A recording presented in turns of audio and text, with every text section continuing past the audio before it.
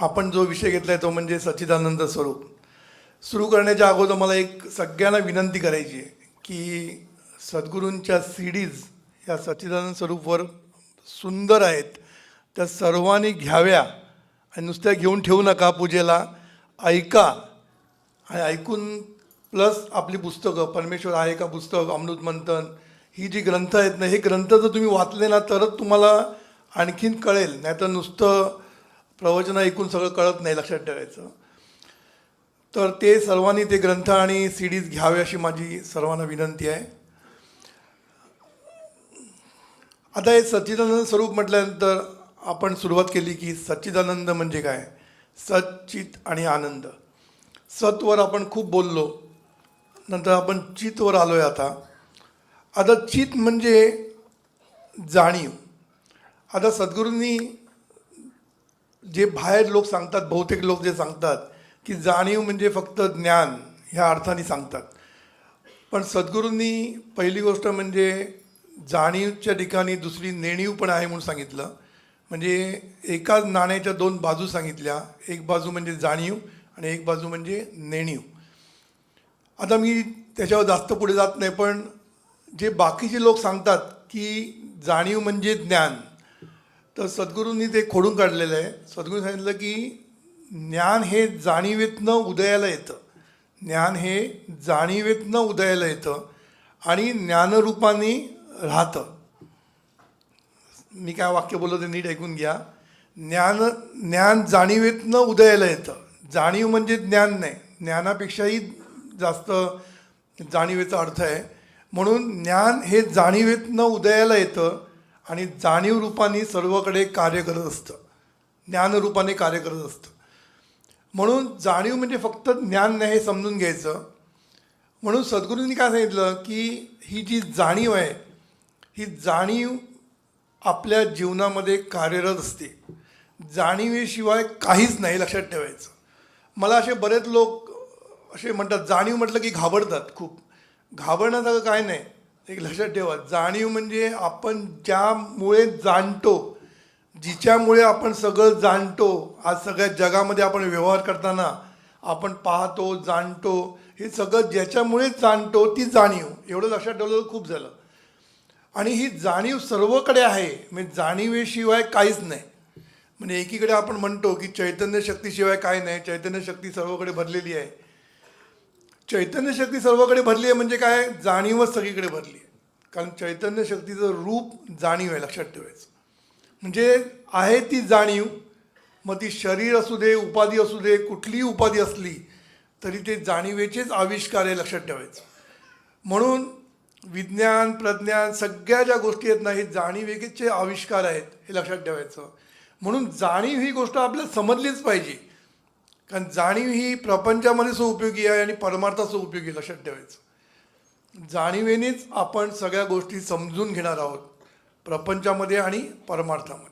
म्हणून जाणीव ही गोष्ट म्हटल्यानंतर घाबरून जाऊ नका, ते आपलं काम नाही असं म्हणतात लोक. जाणीव म्हटलं की तसं नाही आहे. जाणीव म्हणजे जाणणं, सोपी गोष्ट म्हणजे जाणणं. आता ही जी जाणीव आहे ना, ही आपल्या जीवनामध्ये सतत कार्यरत असते. म्हणजे काय की ही जाणीवच आपण नांदवत असतो आपल्या व्यवहारामध्ये म्हणा, सगळीकडे जाणीवच नांदत असते. नांदवत असतं म्हणत नाही, नांदत असते. म्हणजे नांदतं काय तर जाणीव, लक्षात ठेवायचं. म्हणून जाणीवेचे रंग मागच्या वेळेला मी बोललो, पण ते मी त्याच्यावर नंतर येतो याच्यावर. ही जी जाणीव आहे ना, ही जाणीव जगाकडे जेव्हा जाते विस्तारत जाते असं म्हणतात सद्गुरू. काय म्हणतात की जाणीव जगाकडे जाते तेव्हा ती विस्तारत जाते, आणि जेव्हा स्वरूपाकडे येते तेव्हा ती आकुंचन होत येते. म्हणजे काय, हे वाक्य सद्गुरूंनी आपल्या पुस्तकात लिहिलेलं आहे. मग याचा अर्थ नीट समजून घ्या. विस्तारत जाते म्हणजे काय, कारण जाणीव जगाला व्यापायला बघते. आपल्या प्रपंचामध्ये, व्यवहारामध्ये जाणीव सर्वकडे व्यापत असते, सर्वांना व्यापत असते. म्हणजे जगाकडे जात असते जाणीव, आपली वाहत असते जाणीव, आणि ती जगाला व्यापायला बघते, कळलं. आणि जेव्हा ती आतमध्ये बघते, अंतर्मुख होते, तेव्हा ती स्वरूपाकडे आपण तिला खेचू शकतो. आणि जेव्हा ती स्वरूपाकार होते तेव्हा ती अतिसूक्ष्म होऊन जाते, म्हणजे खूप सूक्ष्म होऊन जाते. म्हणून एका साईडनी ती जाणीव सूक्ष्म होत जाते जेव्हा ती स्वरूपाकडे जाते तेव्हा, आणि जगाकडे जाते तेव्हा ती प्रसार म्हणजे विस्तार होत जातो त्याचा. आता जेव्हा तो जगाकडे जाते, सद्गुरूंनी मनाची व्याख्या केलेली आहे की जाणीव स्वतःच्या स्वस्वरूपाच्या विसरामध्ये इंद्रियांच्या मदतीने, इंद्रियाच्या काय बोललो मी, इंद्रियाच्या द्वारे जगाला संपर्क साधते, तेव्हा त्या जाणीवेला मन असं म्हटलेलं आहे सद्गुरू. म्हणून मन हा शब्द तुम्हाला लगेच समजण्यासारखा आहे की जाणीव जेव्हा जगाकडे पाहते तेव्हा ती मन रूपाने नांदते, आणि जाणीव जेव्हा स्वरूपाकडे जाते तेव्हा ती जाणीव म्हणून राहते. म्हणून एक लक्षात ठेवायचं की जाणीवेला नांदवायचं कसं, कारण जाणीवेला जर तुम्ही नांदवलं नाही तर जाणीव मोकाट सुटते. लक्षात ठेवायचं, मोकाट जी आता आपली सुटलेली आहे. जाणीवेची जाणीव आपल्याला नाही आहे, जाणीवेचं ज्ञान आपल्याला नाही आहे, जाणीव आहे हे पण आपल्याला माहीत नाही आहे. त्यामुळे जाणीव मोकाट सुटलेली आहे, मोकाट.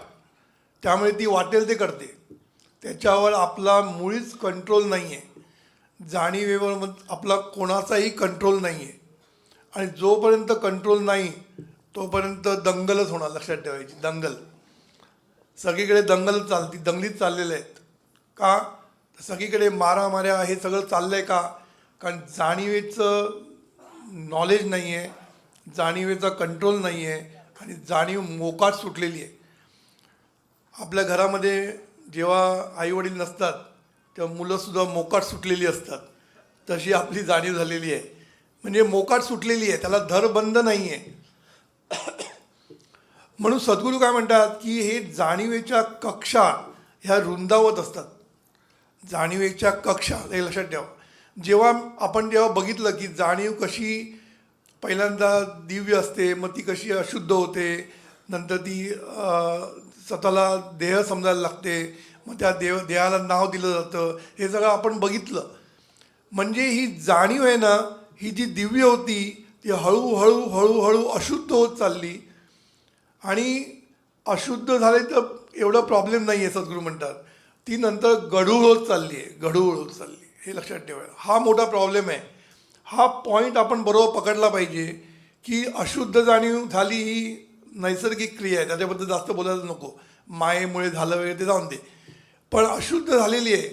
पण अशुद्ध झाली म्हणजे काही प्रॉब्लेम झालेला नाही आहे. कारण अशुद्ध याचा अर्थ काय की जाणीवेला स्वतःच्या जाणीवेचा विसर पडलेला आहे, एवढंच आहे.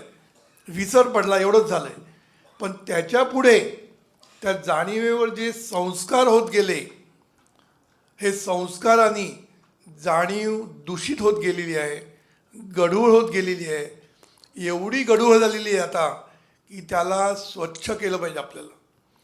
आता स्वच्छ करण्यासाठी इतर लोक काय सांगतात की तीर्थयात्रेला जा, तीर्थस्नान करून या. असे बरेच लोक सांगतात की तीर्थस्नान केलं की आपली सगळी पापं धुतली जातील आणि आपण शुद्ध होऊन जातो. मध्ये मी व्हॉट्सअपवर एक गोष्ट वाचली होती, खरी खोटी माहीत नाही.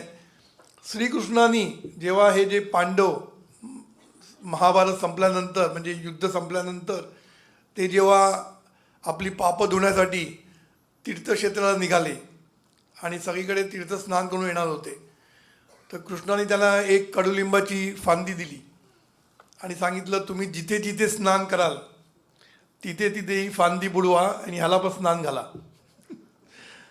आता त्यांना कळेल ना की कृष्णाने काय सांगितलं आहे, पण त्यांच्यापुढे बोलायची सामत नाही. बरं बाबा द्या, ती फांदी घेऊन त्यांनी सगळीकडे बुडवली आणि परत आले. आल्यानंतर कृष्णाने विचारलं, श्रीकृष्णाने काय मस्त झालं, शुद्ध झाले सगळे? हो आम्ही एकदम शुद्ध झालो. मग त्याने सांगितलं ही कडुलिंबाची फांदी आहे ना, ही जरा थोडा आणि खाऊन बघा.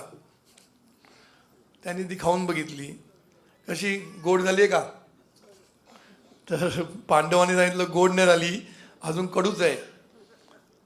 मग त्यांना समजायचं ते समजलं की स्नान करून आपण गोड होत नसतो. आपण जर गढूळ असेल जाणीव, आपण जर कडू असोल तर कडूच राहणार. म्हणून त्याला गोड करण्यासाठी जाणीवेवर काहीतरी संस्कार करण्याची गरज असते. म्हणून जीवनविद्या मिशन आहे, लक्षात ठेवा. कारण ही जाणीव जी गढूळ झालेली आहे ह्याला स्वच्छ करणं, शुद्ध करणं हे खूप गरजेचं आहे. पुन्हा जाणीव शुद्ध करणं म्हटलं की जरा दोन गोंधळ होतो लोकांचा.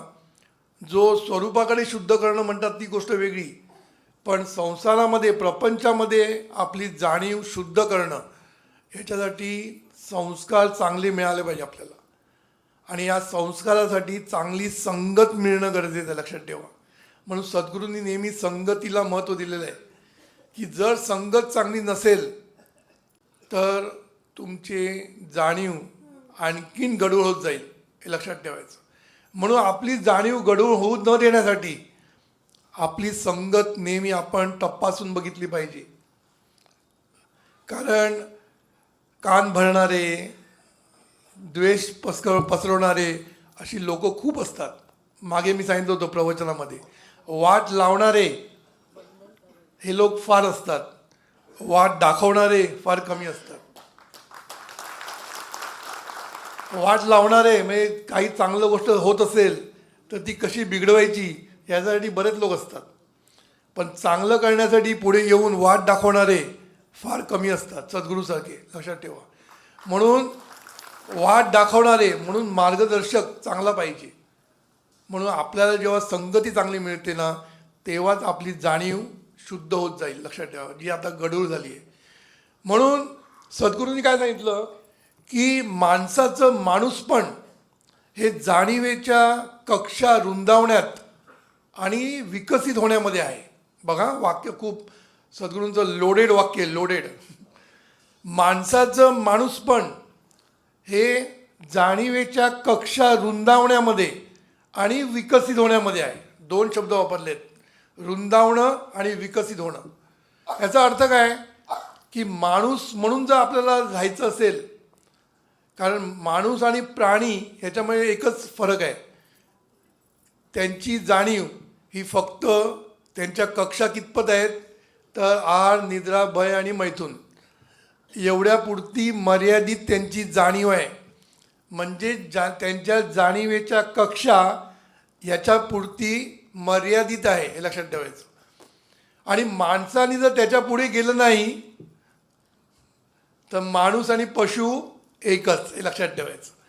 म्हणून जाणीवेच्या कक्षा जर आपण रुंदावल्या नाही आपल्या आयुष्यामध्ये, कारण आपण जेव्हा जन्माला येतो तेव्हा ही जाणीव फक्त ह्या चार ह्याच्यामध्येच असते. म्हणजे काय, आहार, निद्रा, भय आणि मैथून, म्हणजे याला उपजत ज्ञान म्हणतात. हे उपजत ज्ञान फक्त त्या जाणीवेच्या ठिकाणी असतं आणि त्याची कक्षा तिथपर्यंतच असते. मग नंतर तिला आपण कक्षा रुंदावल्या पाहिजे. म्हणजे काय, ज्ञान घेत जायला पाहिजे. जसजसं आपल्याला ज्ञान होत जाईल तसतसं आपल्या जाणीवेच्या कक्षा रुंदावत जातील. म्हणून ज्ञानाला महत्त्व दिले सद्गुरूंनी खूप. सद्गुरूंनी त्या ज्ञानाची प्रकार पण सांगितलेले आहेत. सुरुवातीला कसं असतं, उपजत ज्ञान फक्त असतं. 8 ज्ञानाचे प्रकार सांगितले सद्गुरूंनी. म्हणजे उपजत ज्ञानापासून ते दिव्य ज्ञानापर्यंत असे 8 प्रकार सांगितलेले आहेत. पण सर्वात ह्याच्यामध्ये महत्त्वाचं काय, सुरुवात उपजत ज्ञानाने होते. त्याच्यानंतर ह्या कक्षा आपल्याला वाढवायला पाहिजे. मग त्याच्यासाठी काय पाहिजे, शिक्षण घेतलं पाहिजे. शिकवण, अनुभव, संस्कार या सर्वांनी, साधना, मार्गदर्शन या सर्वांनी आपल्या जाणीवेच्या कक्षा वाढवत न्यायला पाहिजे. आता इथे 2 शब्द वापरलेले आहे, कक्षा रुंदावल्या पाहिजे आणि विकसित व्हायला पाहिजे, लक्षात ठेवायचं. 2 गोष्टी. ह्याच्यामध्ये फरक काय आहे की शिक्षणाने किंवा ज्ञानाने कक्षा रुंदावतात, पण त्या ज्ञानाचा जो उपयोग केला गेला नाही आपल्या जीवनामध्ये, योग्य प्रमाणाने उपयोग झाला नाही, म्हणजे ज्ञान आपल्यामध्ये रुजलं नाही तर ते विकसित होत नाही, लक्षात ठेवायचं. विकसित होणं म्हणजे काय, विकास होणं, लक्षात ठेवा. जाणीवेचं मी समजते का, मी परत सांगतो. जाणीवेच्या कक्षा रुंदावणं म्हणजे जास्तीत जास्त ज्ञान घेत राहणं. आणि ज्ञान जेव्हा आपल्या आयुष्यामध्ये उतरतं, कारण काय असतं माहिती आहे, शब्दज्ञान आपल्याला खूप मिळतं, पण ते शब्दज्ञान जेव्हा आपण आयुष्यामध्ये उतरवतो जीवनामध्ये, तेव्हा त्याचा फायदा होतो. म्हणून शब्दज्ञान आपण खूप बोलतो. आता हेच सद्गुरूंचं वाक्य आपल्याला पाठ असतं, पण ही पाठ करून उपयोग नाही. ते आपल्या जीवनात उतरलं पाहिजे, आपल्या वागण्यामध्ये उतरलं पाहिजे, आपल्या व्यवहारामध्ये उतरलं पाहिजे, तरच जाणीवचा विकास झाला असं म्हणता येईल. म्हणून एका बाजूनी जाणीवेचा कक्षा रुंदावण्यामध्ये आपल्याला रस पाहिजे आणि दुसऱ्या बाजूनी त्या जाणीवेचा विकास करण्यामध्ये आपल्याला महत्त्व पाहिजे. म्हणजे तरच आपला प्रपंच एका हाताने सुखी होईल आणि परमार्थ सिद्ध होईल. ही जी जाणीव आहे ना, ती जेव्हा जगाकडे जाते, विस्तारत जाते, तेव्हा ती प्रपंचामध्ये असते. आणि ती जेव्हा स्वरूपाकडे वळते, तेव्हा जो होतो तो परमार्थ. म्हणजे बघा किती सोपं आहे. सद्गुरूंनी सांगितलं की जाणीवच आहे, ती जेव्हा स्वरूपाकडे तुम्ही वळवाल तेव्हा होईल तो परमार्थ. आणि तो जेव्हा तुम्ही जगाकडे वळवाल तेव्हा होईल तो प्रपंच. एवढाच फरक आहे. आता स्वरूपाकडे वळवणं हे तर आपल्याला माहितीच नाही आहे, कारण त्याच्यासाठी सद्गुरू लागतात. पण प्रपंचामध्ये जेव्हा आपली जाणीव कार्यरत असते, तेव्हा त्या जाणीवेवर नियंत्रण मिळवणं खूप गरजेचं आहे. लक्षात ठेवायचं, या जाणीवेवर नियंत्रण आपल्याला करायला पाहिजे. म्हणून सद्गुरूंनी एकीकडे असे 2 शब्द वापरलेले आहेत.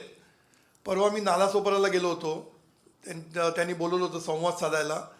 तिकडे त्यांनी मला काही प्रश्न विचारले. त्याच्यामध्ये हा प्रश्न विचारला मला, जाणीव फेकणं म्हणजे काय आणि जाणीव खेचणं म्हणजे काय. मी म्हटलं हा प्रश्न उत्तर देणं इतकं सोपं नाही आहे, तुम्हाला सच्चिदानंद स्वरूप ऐकायला लागेल. तर सद्गुरूंनी हे शब्द वापरलेले आहेत की जाणीव फेकली पाहिजे आणि जाणीव खेचली पाहिजे. आता ह्या शब्दाचा अर्थ काय की जाणीव आपण जेव्हा फेकतो म्हणजे काय की जाणीव जगाकडे जेव्हा आपण सोडतो तेव्हा ती जाणीवेचं फेकणं असतं. आणि जाणीव जेव्हा आपण स्वरूपाकडे खेचतो तेव्हा त्याचं खेचणं असतं. हे लक्षात ठेवा. म्हणून सद्गुरू जेव्हा म्हणतात की प्रपंच कसा करायचा, परमार्थाच्या अधिष्ठानावर करायचा म्हणतात. म्हणजे काय, ही जी जाणीव आहे ना, मध्ये मध्ये खेचली पाहिजे, स्वरूपाकडे खेचली पाहिजे, स्वरूपाला त्यांनी स्पर्श केला पाहिजे, जेणेकरून त्या जाणीवेमध्ये आनंदाची निर्मिती होईल. कारण जेव्हा जाणीव स्वतःलाच जेव्हा व्यापते तेव्हा तिकडे आनंदाची निर्मिती होते. म्हणून जेव्हा तुम्ही ती जाणीव स्वतःला व्यापाल, स्वरूपाला व्यापाल, तेव्हा तिथे आनंदाची निर्मिती होईल. आणि आनंदी समाधान, आनंद, समाधान, तृप्ती, अशी तुम्हाला तृप्तीची जाण येईल. म्हणजे तृप्त वाटेल तुम्हाला जेव्हा, म्हणजे तो आनंद घेऊन घेऊन, तो स्वानंदाचा भोग घेऊन घेऊन तुम्हाला खूप तृप्ती जाणवेल. आणि या तृप्तीच्या अधिष्ठानावर मग प्रपंच करत राहायचा असतो. म्हणजे बघा सद्गुरूंनी कसं सांगितलं आहे, म्हणजे परमार्थासाठी तुम्हाला कुठेही जायला नको, कुठेही संन्यास घ्यायला नको, काहीही करायची गरज नाही. फक्त जाणीवेला खेचायचं थोडा वेळ. काम करताना नाही, काम करताना काम करत राहायचं, पण मध्ये मध्ये जाणीवेला खेचून आपल्या स्वरूपाच्या जागेत स्थिर करता आलं तर तुम्हाला तिकडे जो आनंद मिळेल, जो समाधान मिळेल, जी तृप्ती मिळेल. आता या तृप्तीमधनं विरक्ती निर्माण होते, पण आपल्याला तृप्तीतनं विरक्ती करायची नाही आहे. तृप्तीतनं आपल्याला प्रपंच चांगला करायचा आहे. हा सद्गुरूंचा फरक हा ह्याच्यामध्ये. सद्गुरूंना वैराग्य नको आहे. सद्गुरूंनी विरक्तीचा अर्थ सांगितला एकदा, असलं तरी चालेल, नसलं तरी चालेल. पण तरीसुद्धा हा जरी अर्थ सांगितला तरी तृप्तीच्या अधिष्ठानावर, समाधानाच्या अधिष्ठानावर आपण जर प्रपंच केला तर तो प्रपंच पण सुखाचा होईल आणि तुम्हाला समाधान मिळेल. म्हणून सद्गुरूंनी प्रपंच आणि परमार्थ कसा छान करायचा याच्यासाठी आपल्याला दोन्ही क्रिया शिकवलेल्या आहेत. म्हणून ही जाणीव जेव्हा आपण जगाकडे जाते किंवा व्यवहारामध्ये आपण जाणीवेचा उपयोग करतो तेव्हा तो कसा करायचा ह्याला पण महत्त्व आहे. म्हणून मागच्या प्रवचनामध्ये मी सांगितलं की जाणीवेचे 7 रंग सांगितले मी. त्याच्यावर मी आता येतो. जाणीवेचे 7 रंग काय सांगितले सद्गुरूंनी, की ही जी असणारी जाणीव, बघा मी काय म्हणतो, असणारी जाणीव स्फुरणारी होते, स्फुरणारी जाणीव पाहणारी जाणीव होते, पाहणारी जाणीव चिंतन करणारी जाणीव होते, नाही जाणणारी होते, जाणणारी नंतर ती चिंतन करणारी होते, नंतर करणारी होते आणि नंतर भोगणारी होते. बघा हे 7 रंग जाणीव लवकर लवकर पालटत असते. इतकी फास्ट रंग पालटते की आपल्याला कळत नाही. सद्गुरूंनी उदाहरण दिले आपल्या शॉर्ट्सचं. सिनेमामध्ये शॉर्ट्स घेतात ना, 10-15 शॉर्ट्स घेतात आणि एकत्र दाखवतात. जेव्हा एकत्र दाखवल्यानंतर आपल्याला वाटतं एकच शॉट आहे म्हणतो, पण खरा तो एक शॉट नसतो, 10-15 शॉट मिळून एक शॉट झालेला असतो. तसे हे जाणीवेचे 7 शॉट मिळून आपण काही ना काहीतरी करत असतो व्यवहारामध्ये. पण ह्या व्यवहारामध्ये करताना हे 7 वेगवेगळे आहेत हे आपल्याला कळत नाही. आपल्याला वाटतं की सगळं मिळून एकच शॉट आहे असं आपल्याला वाटतं. खरं म्हणजे हे वेगळे वेगळे जर करता आले, महत्त्वाचं हे आहे, हे जर शॉट्स वेगळे वेगळे करता आले तरच आपण जाणीवेवर कंट्रोल येऊ शकतो, हे लक्षात ठेवा. म्हणून हे वेगळे आपल्याला जाणवले पाहिजे. पहिल्यांदा वेगळे करण्यासाठी हे वेगळे जाणवले पाहिजे. म्हणून सद्गुरूंनी काय म्हटलं, असणारी जाणीव म्हणजे काय, जाणीव जी असते. आता बघा सत म्हणजे काय हो, आपल्याला वाटतं सत वेगळं, चित वेगळं, आनंद वेगळं, असं काय नसतं हो. ही जाणीव जेव्हा नुसती असते तेव्हा ती सत असते. लक्षात ठेवा, साधी गोष्ट आहे. जाणीव नुसती असते तेव्हा ती सत असते. ती जेव्हा भानावर येते, स्वतःचं भान घेते, तेव्हा सत पदावरनं ती चित पदावर जाते आणि आनंद स्वरूप तिकडेच असतं. म्हणून आहे ती जाणीवच, मी पुन्हा पुन्हा सांगतोय, सच्चित आनंद आपण शब्द वापरतो, पण खरं म्हणजे ही जाणीव जी ज्याचं रूप आहे, जाणीव हे रूप आहे म्हटलं आहे, ही जाणीवच असते तेव्हा ती सत असते. बघा असते, नुसती असते. ती केव्हा असते, रात्री झोपलेलं असताना. बघा आपण जेव्हा झोपलेलो असतो तेव्हा जाणीव नुसती असते, ती काही कार्य करत नसते, ती नेणिवेमध्ये लीन झालेली असते, म्हणून ती नुसती असते. आणि नुसती असते तेव्हा त्याला असणारी म्हणतात, हे लक्षात ठेवा, असणारी. म्हणून आपण झोपेत असतो तेव्हा ही जाणीव नुसती सत स्वरूपामध्ये असते, म्हणजेच ती नुसती असते, म्हणून त्याला आपण असणारी म्हणतो. कळते का, ही जाणीव नुसती असते म्हणून त्याला असणारी म्हणतो, म्हणजे ती सत स्वरूपात असते. आपण जेव्हा जागे होतो तेव्हा आपण भानावर येतो, म्हणजेच काय, जाणीव स्वतःचं भान घेते. आणि ती स्वतःचं जेव्हा भान घेते तेव्हा ती स्फुरायला लागते. तिथे स्फुरण तयार होतं. स्फुरण म्हणजे काय, आधी शब्द येत नाही, खूप आपल्याला कठीण वाटतात, पण एकदम सोपे आहेत, लक्षात ठेवा. जाणीव जेव्हा भानावर येते सकाळी उठल्यावर आणि ती स्वतःचं भान घेते तेव्हा त्याच्या जागी मीचं स्फुरण होतं. मीचं स्फुरण होतं म्हणजे काय, आपण सतत मी म्हणायला लागतो. बघा मीचं स्फुरण म्हणजे सोपं आहे.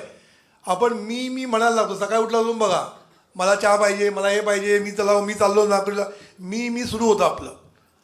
आणि जरी आपण बोललो नाही तरी आतून मीचं स्मरण चालूच असतं.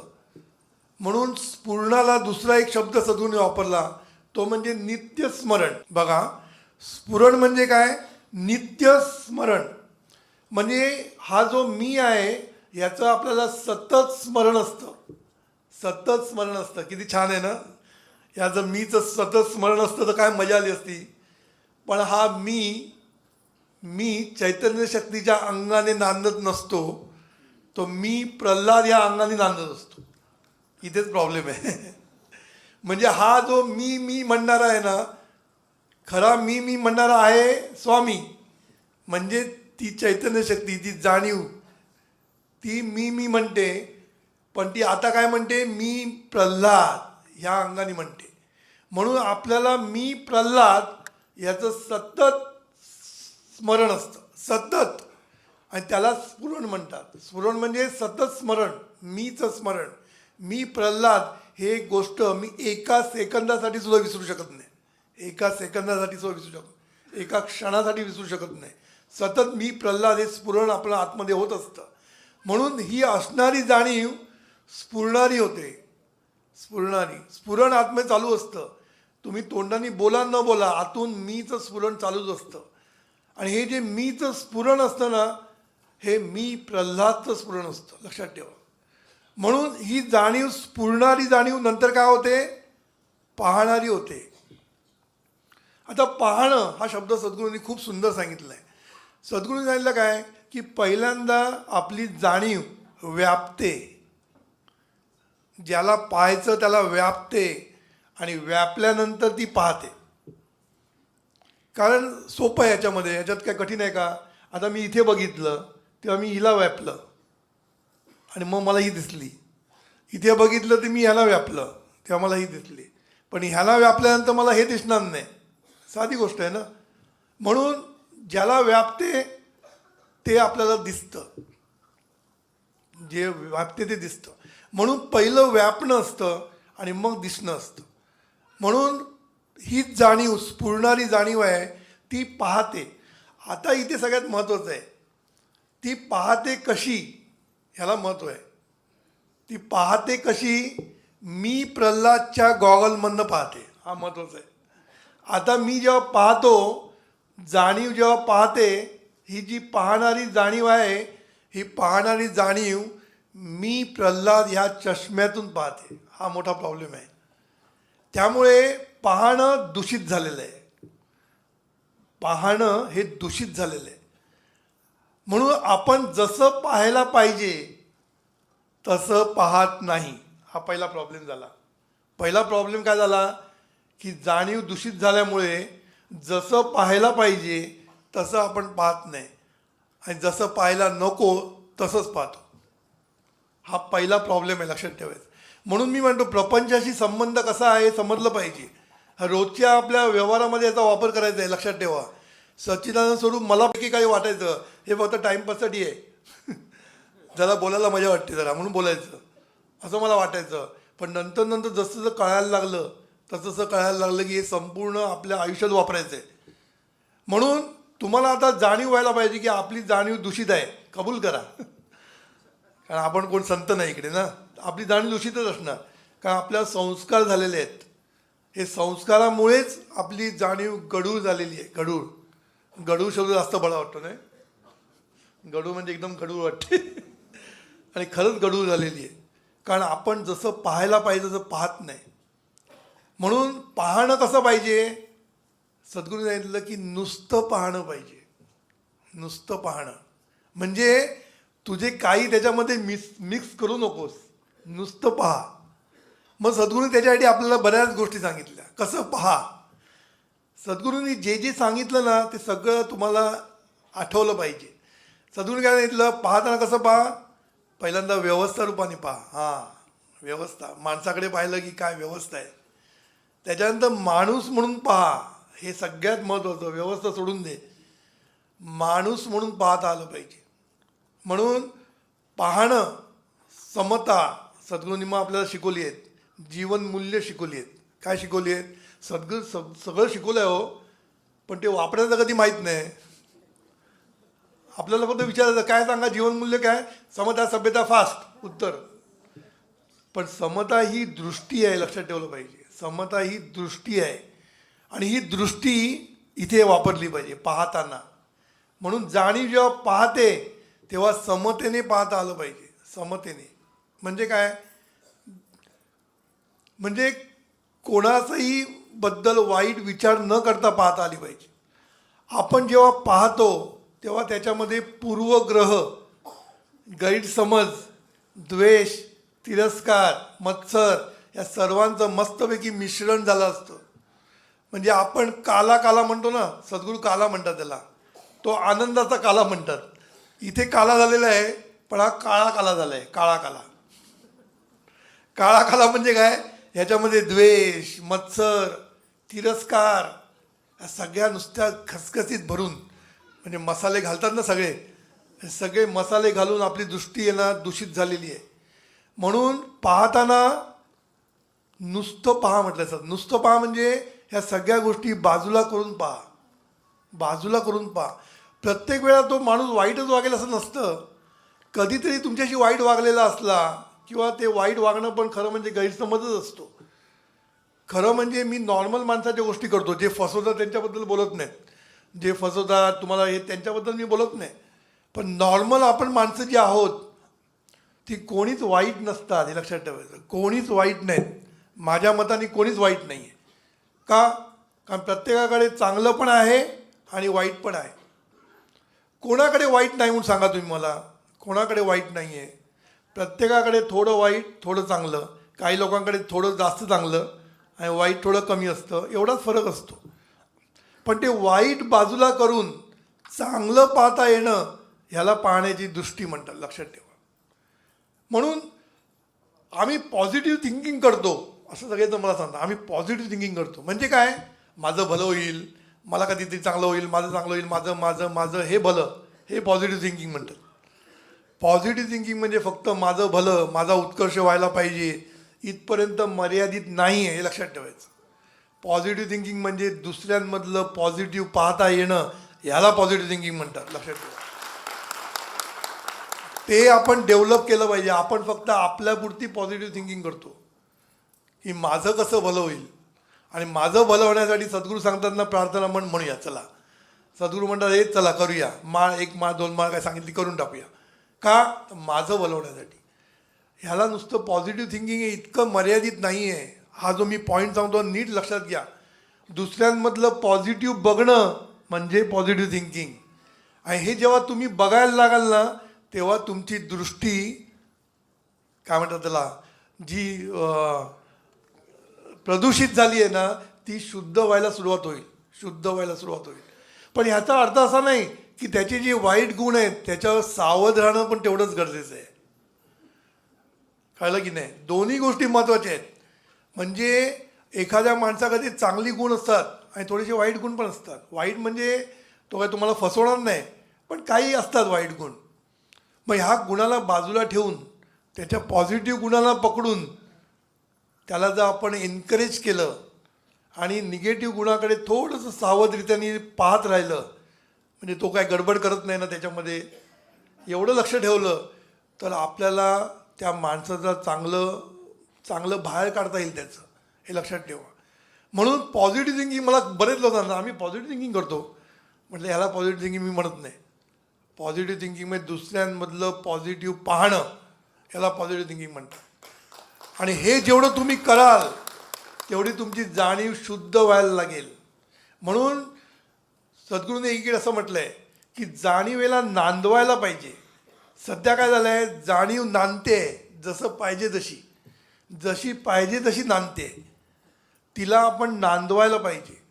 जेव्हा आपण जाणीवेच्या स्वाधीन होतो तेव्हा आपली काय म्हणतात त्याला, भरकटले जाऊ सॉरी आपण जेव्हा जाणीवेच्या स्वाधीन होतो तेव्हा आपली जीवनामध्ये भरकट होते आणि आपण भरकटच जातो. आणि जेव्हा जाणीव आपल्या अधीन असते तेव्हा आपली भरभराट होते, असं सद्गुरूंचं वाक्य आहे. म्हणजे तुमच्या अधीन जाणीव असेल, म्हणजे तुमच्या कंट्रोलमध्ये जर असेल तर तुमची भरभराट होणार, लक्षात ठेवा. आणि तुमच्या अधीन नसेल तर तुम्ही भरकटले जाणार आयुष्यामध्ये, लक्षात ठेवा.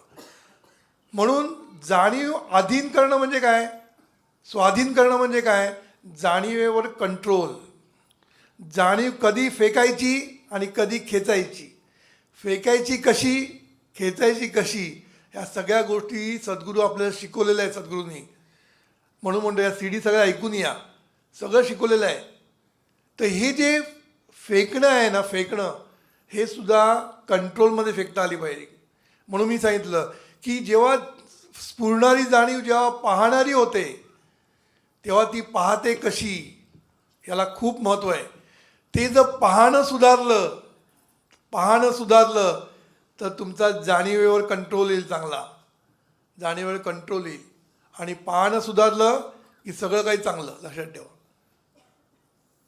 म्हणून पाहणारी जाणीव नंतर काय होते, जाणणारी होते. आता पाहिल्यानंतर जाणतो आपण. आता मी याला बघितलं मग जाणलं हा कोण आहे. जाणल्यानंतर मी चिंतनारी होते, तीच जाणीव. म्हणजे काय करतो आपण, चिंतन करतो त्या माणसांवर आणि वाईटच चिंतन जास्त करतो. मागच्या याला मला दाखवलं होतं काय, बघतो याला आता, ह्याच्यावर चिंतन आपलं, याला कसा खाली पाडायचा, याला कसा मारायचा, ह्याच्यावर चिंतन सुरू होतं आपलं. आणि मग ती जाणीवच करणारी होते. म्हणजे काय, जे काय करायचं ते करते आणि केल्यानंतर भोगते, चांगलं किंवा वाईट. म्हणून हे 7 रंग सद्गुरूंनी सांगितले. असणारी स्फुरणारी होते, स्फुरणारी पाहणारी होते, पाहणारी जाणणारी होते, जाणणारी चिंतणारी होते, चिंतणारी करणारी होते आणि करणारी भोगणारी होते. आता ह्याच्यामध्ये एक गोष्ट लक्षात ठेवायची की सर्व गोष्टी ज्या जाणीवेच्या चाललेल्या आहेत त्या प्रत्येक स्टेपला जी असतं ते शेवटी असणारी जाणीवच असते, लक्षात ठेवायची. कारण असणारीच स्फुरणारी होते. हे वाक्य नीट लक्षात घ्या. असणारीच स्फुरणारी होते, असणारीच पाहणारी होते, असणारीच करणारी होते, असणारीच भोगणारी होते. म्हणून आपण कुठल्याही स्टेजला भोगता म्हणजे भोगणाऱ्याकडे जाणीवेकडे जर पाहिलं तर तीच जाणीव असणारी असते. याचा संबंध दिव्य साधनेशी येतो म्हणून सांगतोय. म्हणजे सद्गुरूंनी पाहणारा म्हणून सांगितले. द्रष्टा म्हणजे पाहणारा आणि दृश्य म्हणजे ज्याला पाहत होते. हा जो द्रष्टा आहे हाच असणारा असतो, हे लक्षात ठेवायचं. कारण असणारीच जाणीव पाहणारी झालेली आहे, हे कळलं का. असणारी जाणीवच पाहणारी झाल्यामुळे पाहणारी हीच असणारी असते. सरळ त्रैलाशिक आहे. म्हणून चित्पदानी सत्पदाचं भान घ्यायचं असं सद्गुरू शिकवतात. दिव्य साधनेमध्ये काय शिकवतात, चित्पदानी सत्पदाचं भान घ्यायचं. लोकांना वाटतं सत्पद म्हणजे कुठं दुसरं त्याचं भान घ्यायचं, चित्पद असलं काय नाही, लक्षात ठेवा. चित्पदानी म्हणजे जाणीवेनी स्वतःचंच भान घ्यायचं, साधी गोष्ट. सत्पद म्हटलं की कुठेतरी दुसरीकडे आपण जातो. कारण आपल्याला सत चित आनंद म्हटलं की आपल्याला जरा गोंधळ होतो ना. साधी गोष्ट, जाणीवेनी स्वतःचंच भान घ्यायचं, आपल्यात असणेपणाचं भान घ्यायचं, म्हणजेच आपल्या एक्झिस्टन्सचं भान घ्यायचं, हे लक्षात ठेवा. आणि ते जेव्हा भान घेते तेव्हा ती पाहणाऱ्याचं भान घेत असते आणि हाच पाहणारा असणारा असतो, म्हणजे सत असतो. लक्षात आलं, कळतंय का मी काय म्हणतो ते. म्हणजे ह्या कुठल्याही स्टेपला तुम्ही जर पाहणाऱ्याचं भान घेतलं किंवा करणाऱ्याचं भान घेतलं किंवा भोगणाऱ्याचं भान घेतलं तरी ते भान असणाऱ्याचंच असतं. हा जेव्हा पॉईंट आपल्याला क्लिअर होतो तेव्हा आपल्याला कळतं की सद्गुरू अस्तित्वाचं भान घेण्यासाठी पाहणारा का सांगतात. कारण पाहणारा हे सगळ्यात सोपं आहे त्यातल्या त्यात. करणाऱ्याचं भान घेणं, भोगणाऱ्याचं भान घेणं हे सगळं सोपं नाही आहे. म्हणून सद्गुरूंनी त्यातल्या त्यात सोपं म्हणजे सर्व संतांनी सर्व सोपं काय सांगितलं, पाहणारा. कारण पाहणं हे सगळ्यात सोपं आहे.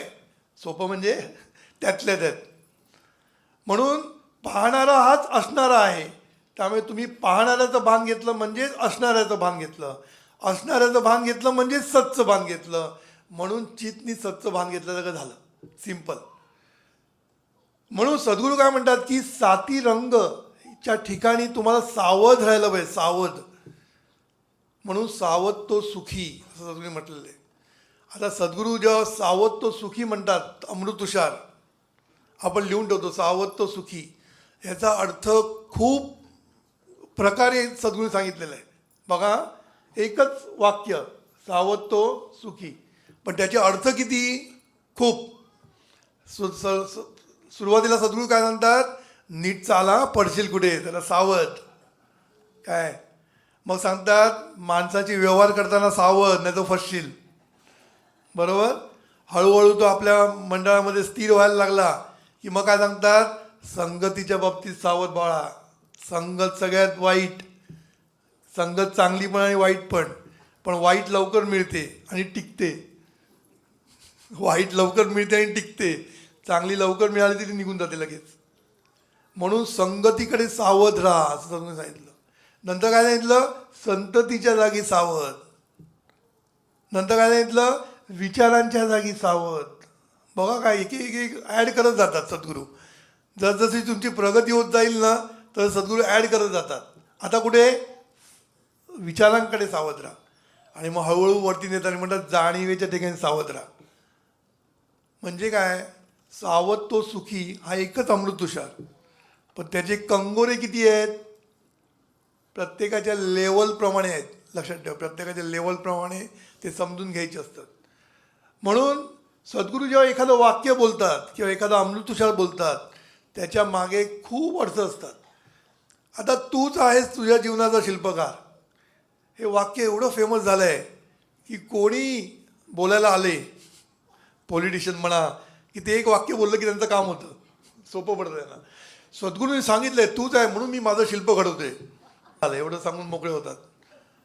पण सद्गुरूंनी तूच आहेस तुझ्या जीवनाचा शिल्पकार ह्याच्यामध्ये खूप सत्य जडलेलं आहे, अध्यात्म जडलेलं आहे, त्याच्यामध्ये सगळं जडलेलं आहे. कारण तू मध्येच अध्यात्म आहे सगळं.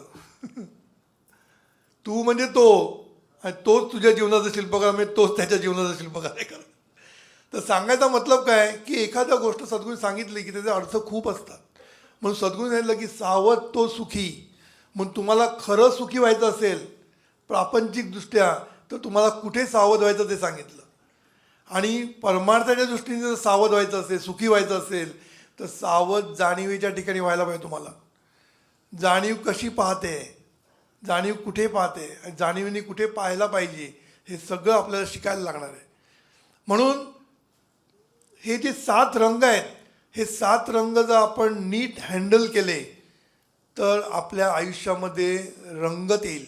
लक्षात ठेवा, एका बाजूनी प्रपंचामध्ये रंगत येईल आणि एका बाजूनी परमार्थामध्ये पांडुरंग हातात येईल.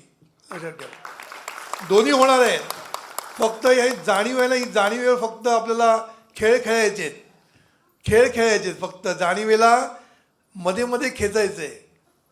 संबंध दिवस सांगितलं संपूर्ण बसायला, संबंध दिवस बसा, डोळे मिटून बसा, संन्यास घ्या, काही सांगितलेलं नाही. जरा तुम्हाला वेळ मिळाला ना पाहणाऱ्याकडे पाहायचं, मस्त वाटणार, शांत होणार, तृप्त होणार, अंगात तरतरी येणार, पुन्हा कामाला लागला. पण आता कामाला लागताना सुद्धा नीट लागलं पाहिजे, नाही तर तरतरी गेली तुमची. कारण इथे तरतरी येईल आणि तिथे तडतड होईल, तसं नाही उपयोग. तिथे कसं वागलं पाहिजे? सद्गुरू सांगितलं पाहणं कसं चांगलं व्हायला पाहिजे. जाणणं हे सगळ्यात महत्त्वाचं आहे. कारण तिथेच गोंधळ घालतो आपण. पाहतो आणि जाणतो बरोबर निगेटिव्ह पद्धतीने जाणतो. कन्क्लुजन म्हणतात त्याला, कन्क्लुजन काढणं. एक मुलगा आणि एक मुलगी समोर उभी असली जवळ की लगेच कन्क्लुजन आपलं काय तरी गडबड आहे. आपण जाऊन बघत पण नाही की ते नवरा बायको आहेत की भाऊ बहीण आहेत, काही बघत नाही. आपण लगेच त्याचं लावून टाकतो. आणि नुसतं लावलं तरी हरकत नाही, मनातल्या मनात. ते नाही, 10 लोकांना जाऊन सांगतो आपण. माझं म्हणणं, तुला काय वाटलं तर तिकडलं तिकडे कन्फर्म कर आणि फिक्स करून टाक ना. तू 10 लोकांना सांगितल्यानंतर काय होतं? डॅमेज होतो ना त्या मुलीचा. आपल्याला त्याची जाण नसते, आपण कोणाचं डॅमेज करतो याचं पण आपल्याला भान नसतं. हे सगळं मी बघतो म्हणून सांगतो. मी सगळं बघून अनुभवानी, माझा स्वतःचा अनुभव फार ह्या गोष्टीत कमी आहे, पण माझा अनुभव लोकांच्याकडनं मला भरपूर ऐकायला मिळतं आणि बघायला मिळतं. कारण एखाद्या माणसाचं आपण जेव्हा अशा गोष्टी लोकांना सांगतो, ह्याला गॉसिपिंग म्हणतात. म्हणजे काय? ह्याच्याबद्दल दुसऱ्या जाऊन सांग, त्याच्याबद्दल दुसऱ्या जाऊन सांग. आणि अज्ञानाच्या जीवावर तुम्ही जेव्हा काही करता तेव्हा ते चुकीचं असतं, लक्षात ठेवा. म्हणून पहिल्यांदा समजून घ्या, सामंजस्य आलं इकडे. सद्गुरूंचे सगळ्या गोष्टी येत असतात. म्हणून जाणताना काय केलं पाहिजे? सामंजस्य, हे महत्त्वाचं. समजून घे त्या माणसाला आणि मग तू जाण. सामंजस्यावर जाणू नकोस. सामंजस्य नसेल तर तुला जाणताच येणार नाही. म्हणून सामंजस्य कसं पाहिजे? जशी समता ही दृष्टी आहे तशी सामंजस्य ही काय म्हणतात त्याला, नाही मी दृष्टी वृत्ती आणि वागणूक, सामंजस्याची वागणूक पाहिजे. मी असं केलेलं आहे की समता ही दृष्टी आहे, सभ्यता ही कृती आहे, सामंजस्य ही वागणूक आहे, सहिष्णुता ही वृत्ती आहे, समाधान ही बैठक आहे आणि कृतज्ञता ही शक्ती आहे. हीच आहे आपल्या जीवनविद्येची युक्ती. असं मी एक वाक्य केलेलं आहे. म्हणजे हीच जीवनविद्येची युक्ती आहे, लक्षात ठेवा. हा युक्तियोग सद्गुरू म्हणतात. हा युक्तियोग म्हणजे काय? समतेची दृष्टी, दृष्टी समतेची, सभ्यतेची कृती, नाही तर नुसती दृष्टी आहे, कृती नाही. कृती सभ्यतेची पाहिजे, वागणूक सामंजस्याची, समजून घेतलं पाहिजे, वृत्ती सहिष्णुतेची आणि बैठक समाधानाची. समाधानाच्या बैठकीवर सगळं व्हायला पाहिजे आपलं. आणि नंतर कृतज्ञता ही युक्ती आहे, शक्ती आहे. आणि या सर्वांचं मिळून जीवनविद्या ही युक्ती आहे असं मी सांगितलं. तर सांगायचा मुद्दा काय की हे सामंजस्य पाहिजे जाणून घेण्यासाठी. कुठली गोष्ट जाणून घेताना ना लगेच कन्क्लुजन काढू नका. आपण लगेच कन्क्लुजन काढतो आणि अज्ञानाच्या अधिष्ठानावर तर मुळीच काढायचं नाही. माहिती घ्या ना पहिल्यांदा, काय चाललं आहे, कसं चाललं आहे, काय करतो आहे. काही माहीत नसताना आपण कोणतरी सांगतो म्हणून आपण त्याच्यातनं कन्क्लुजन काढतो आणि मग त्याचं डॅमेज करतो आपण. लक्षात ठेवा. मी असे बघितलेले आहेत, लोकांचं नाव खराब होतं या गोष्टीमुळे. आपल्या पॉलिटिकल सिस्टममध्ये तर काय बघायलाच नको.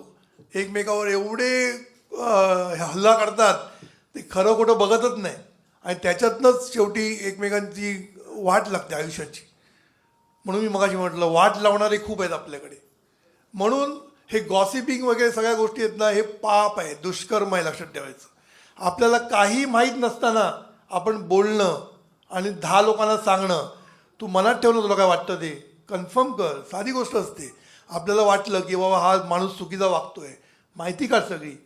10 लोकांना सांगून जे डॅमेज होतो ना, तो कधीच थांबू शकत नाही. आणि हा डॅमेज आहे ना, हा फार मोठ्या प्रमाणात होऊ शकतो. म्हणून राष्ट्राला ते घातक आहे, कंपनीला घातक असतं, पक्षाला घातक असतं, कुटुंबाला घातक असतं आणि व्यक्तीला पण घातक असतं. हे लक्षात ठेवा. कारण जो व्यक्ती हे करतो ना, तो सुटत नाही निसर्ग नियम. लक्षात ठेवायचं. तो निसर्ग नियमांना सुटत नाही. कारण त्यांनी जे दुष्कर्म केलं त्याचं त्याला फळ हे भोगायला लागणारच असतं. म्हणून आपण जेव्हा पाहतो आणि मग जाणतो, तर जाणणं कसं पाहिजे? सामंजस्य, समजून घेणं, कंप्लीट दोन्ही बाजू समजून घेतल्या पाहिजे नेहमी. आपल्याला माहिती आहे त्याच्या जीवावर कधीच उत्तर द्यायचं नाही कोणाला. म्हणून दोन्ही बाजू समजून घेणं गरजेचं असतं आणि तुम्हाला त्याच्यातनं खरं काय ते कळतं. आता हल्लीची गंमत सांगतो. एक नवरा बायको घटस्फोटापर्यंत आलेले होते, माझ्याकडे आले. आता घटस्फोट फाईल केल्यानं माझ्याकडे येऊन काय फायदा, पण आले. मी दोघांचं वेगवेगळं ऐकून घेतलं आणि मग मला कळलं की कसा प्रत्येक माणूस, मी ह्याच्यात मला ती एक हे ते काय सांगा, एक दृष्टी चांगली आपल्याला दिसायला लागते. तो मला काय सांगून गेला की माझी बायको संशयी आहे. म्हटलं वा. म्हटलं बरोबर. मी पण लगेच कन्क्लुजन, बायका जनरली संशयीत असतात. झालं, कन्क्लुजन काढून मोकळ्या. पण बायका संशयी का असतात? कारण पुरुष संशयाला पूरक असं करतात म्हणून ते संशयास्पद वागतात, म्हणून त्यांना संशय येतो. ते काय वेडे आहेत का? तर मी त्याला विचारलं, तू म्हणतो ते संशयी आहे, बरोबर आहे, पण तुझं जे चाललंय ना दुसऱ्या मुलीबरोबर, ते कधीपासून चाललोय? तो म्हणतो 7-8 वर्ष झाली. मग म्हटलं ती संशय नाही तरी घेणार तर काय घेणार. म्हणजे मला मजा वाटते की कसे एकमेकांना ब्लेम करतात. म्हणजे ती संशयी असं म्हणून मोकळा. अरे तू संशयास्पद काम केलंस, मग ती संशय घेणार नाही तर काय घेणार. सांगायचा मतलब काय की बरेच असे मला काय म्हणतात त्याला मजा ऐकायला मिळत असते. एकाने सांगितलं मला की बायकोनी मला सांगितलं की मोबाईल आला की हा माझ्याकडनं उठतो, बाहेर जाऊन तो मोबाईल घेतो. असं का? आता हे संशयास्पद वर्तन आहे की नाही. तिच्यासमोर बोल ना, तुला कोणी नको बोलायला. तुझ्या मनात जर काय नसेल तर तू तिच्यासमोर बोल. नाही, हा बाहेर जाऊन बोल ना गच्चीत. मग याचा अर्थ काय, तुम्ही हे संशयास्पद केलं की मग पुढलं काय होतं, नेक्स्ट स्टेप, तिचा मोबाईल चेक केला जातो कोण आहे. मग तो डिलीट करून ठेवतो, तो पण हुशार. म्हणून टेक्नॉलॉजी चांगली माहिती पाहिजे, नाही तो फसाल. हां, तर सांगायचा मतलब काय की मी एक परवा जोक वाचला, मस्त होता. एका नवऱ्याचं हार्टचं ऑपरेशन झालं, तेव्हा बायको जाऊन त्या डॉक्टरना काय विचारते, त्याच्या हृदयामध्ये कोण नव्हती ना, दुसरी कोण नव्हती ना तिकडे. डॉक्टर पण हुशार, तो काय बोला, मी तिला बायपास केलेले आता.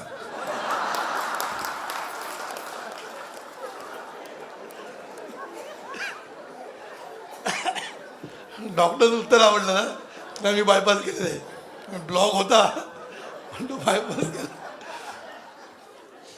सांगायचा मतलब काय की हे जे आपण आहे ना लोकांना ब्लेम करतो, पण तो ब्लेम आहे ना करताना आपण काय करतो इथे आपलं लक्ष नसतं.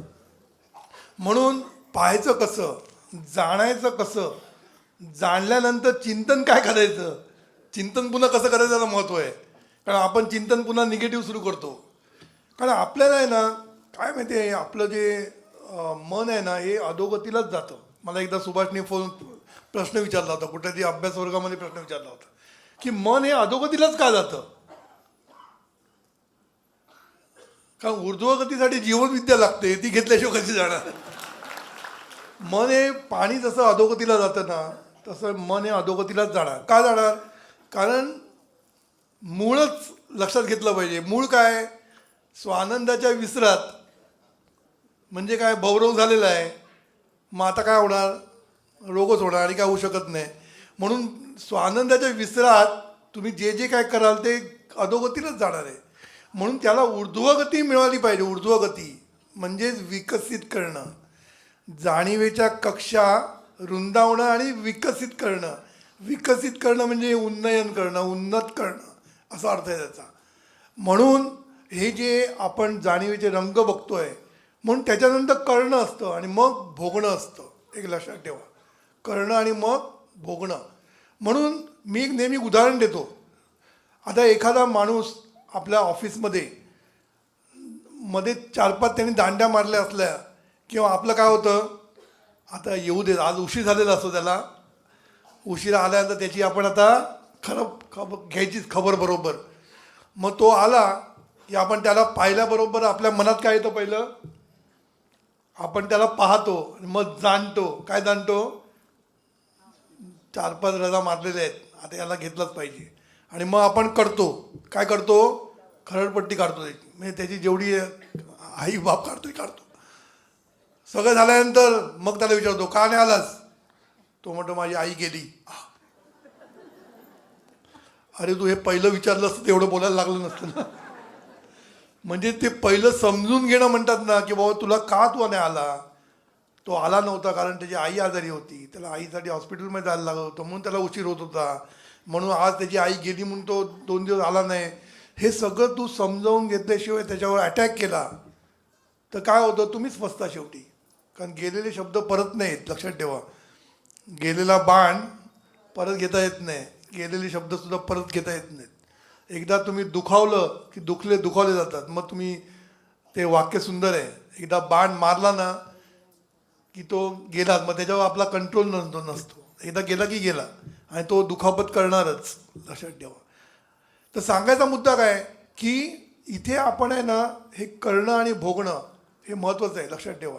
म्हणून करताना पण सावध, कर्म करताना. म्हणून सावध राहायचं म्हणजे काय, पहिला विचार करून कर्म केले पाहिजे. आपण विचार करून चिंतन केलं पाहिजे. हे सगळं विचार करून केलं पाहिजे. आपण विचार ही गोष्टच करत नाही, आपण विचार न करता सगळ्या गोष्टी करतो. म्हणून 2 टाईपची माणसं असतात जगामध्ये. ती फक्त विचारच करत राहतात, कृती करत नाहीत. अशी 50% माणसं अशी असतात की काय, विचारच करत राहतात, कृती काय करत नाही. आणि राहिलेली माणसं कृती करतात, विचार न करता. दोन्ही टाईपची माणसं असतात. आणि जीवन विद्या मिशनची माणसं फक्त जरा विचार करून कृती करतात. असं मी म्हणतोय. एकदम कशाला वाईट म्हणा, आपल्याला पॉझिटिव्ह बघायला शिकलं पाहिजे. नाही, पण आपली माणसं बरीच चांगली आहेत बाहेरच्या पेक्षा, हे आपल्याला जाणवतं.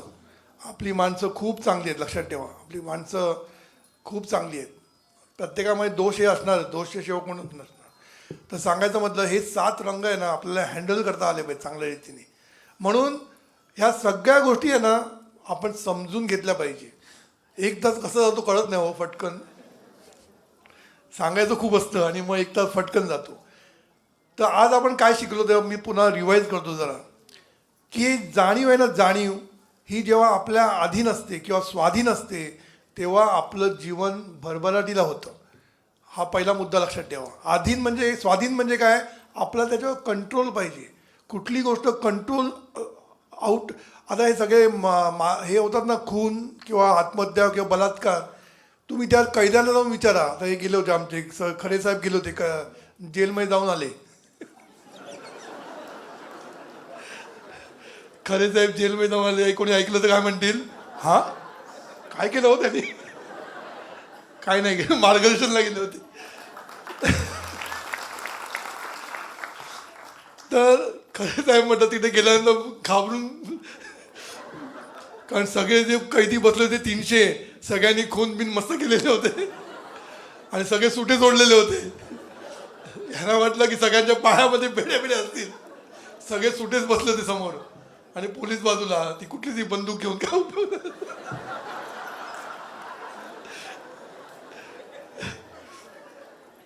तर आता एक कैदी सगळे जे आहेत ना, ते एकदम काही कोणी वाईट नसतं, पण तो एक राग जो असतो, राग, एका रागाच्या भरामध्ये विचार न करता केलेली कृती असते ती. तुम्हाला वाटतं त्याला कळत नाही काय, आपण खून केल्यानंतर आपलं आयुष्य फुकट जाणार हे कळत नाही कोणाला, पण त्यावेळेला ते विचार करण्याच्या मनस्थितीत नसतात. विचार करणं असते म्हणजे कंट्रोल नसतो जाणीवेवर त्यांचा, म्हणजे कृतीवर त्यांचा कंट्रोल नाही, विचारावर कंट्रोल नाही, असं झालेलं असतं. म्हणून हे सगळं आपल्याला डेव्हलप करायला पाहिजे या सगळ्या गोष्टी. म्हणून पाहताना आपली दृष्टी कशी बदलता येईल, प्रत्येक ठिकाणी तुम्हाला ना एक बदल घडवून आणायला लागणार आहे. हे सोपं आहे, ऐकायला खूप मस्त वाटतं. 7 रंग गोविंद रंगबिंग म्हटलं की टाळ्या. वाक्याला टाळ्या द्यायला आपण एक्सपर्ट आहोत सगळेजण. पण ते वाक्य आहे ना, आपल्याला सुधारण्यासाठी आहे सगळ्या गोष्टी. म्हणजे पाहताना कसं पाहायचं, ही एवढी गोष्ट जरी आपण बदलली ना, कारण पाहण्यावर पुढल्या गोष्ट सगळी अवलंबून आहे. पाहणं दूषित झालं की जाणणं दूषित होतं, जाणणं दूषित झालं की चिंतन दूषित, चिंतन दूषित झालं की करणं आणि मग भोगणं आलंच, हे लक्षात ठेवा. म्हणून आपल्याला आहे ना, हे पाहण्यावर जास्त लक्ष ठेवलं पाहिजे. कारण असणारी आणि स्फुरणारी त्याच्यावर तुमचा कंट्रोल नाही. आता ती स्फूर्तीच आहे, त्याच्यासाठी एक वेगळं आपल्याला ते करायला लागेल ऑपरेशन. तो मी पण घालवण्याचं ऑपरेशन वेगळं आहे. पण निदान आपल्याला ही जाणीव जी बाहेर चाललेली आहे तिच्या कक्षा कशा चांगल्या विकसित करता येईल, आपल्याला कसं आपली जाणीवेला एक चांगला रंग देता येईल आपल्याला. कारण हे रंग देणं खूप गरजेचं आहे, रंग चांगले दिले पाहिजे आपल्याला. म्हणून पाहणं सुधारलं एकदा म्हणजेच आपली दृष्टी सुधारली की आपली सृष्टी सुधारणं. लक्षात ठेवा, फक्त दृष्टी सुधारायचं आणि काही करायचं नाही आपल्याला, एक लक्षात ठेवा.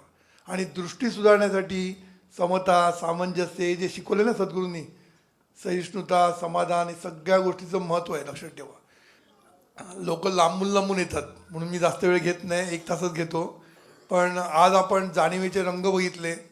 आता हे रंग जर आपल्याला आयुष्यामध्ये रंगच आणायला पाहिजे असेल तर ह्याच्यावर आपल्याला कंट्रोल आपल्याला केला पाहिजे आपण. आणि तो कंट्रोल जसं जसं आपण करत जाऊ तसं आपल्याला फायदा होईल.